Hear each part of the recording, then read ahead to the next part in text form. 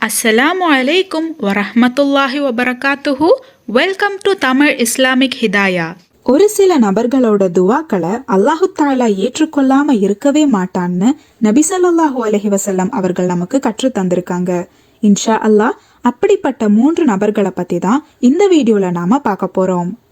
இந்த வரிசையில முதல் நபர் அல்லாஹு தாலாவோட திருப்திக்காகவும் சந்தோஷத்துக்காகவும் நோன்பு வைக்கிற அடியார்கள்.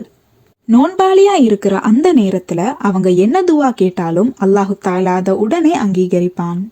இன்ஷா அல்லாஹ் வர இருக்கிற ரமலான் மாதத்துல உங்களால எவ்வளோ முடியுமோ அவ்வளோ துவா கேளுங்க.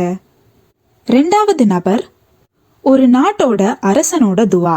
ஆனா அந்த அரசன் எப்படி இருக்கணும்னா, அவரோட நாட்டுல இருக்கிற மக்களுக்கு இடையில பாகுபாடு பார்க்காத, அநீதி இழைக்காத, நீதியை நிலைநாட்டக்கூடிய ஒரு அரசனா இருக்கணும். இவங்க பண்ற துவாக்களையும் அல்லாஹு தாலா உடனே கபூல் செய்கிறான்.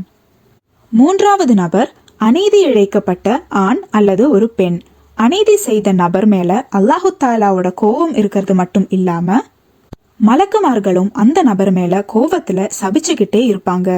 ஆனா அநீதி இழைக்கப்பட்ட நபர் கேட்கிற துவாக்களை அல்லாஹு தாலா நிச்சயமா கபூல் செய்கிறான்.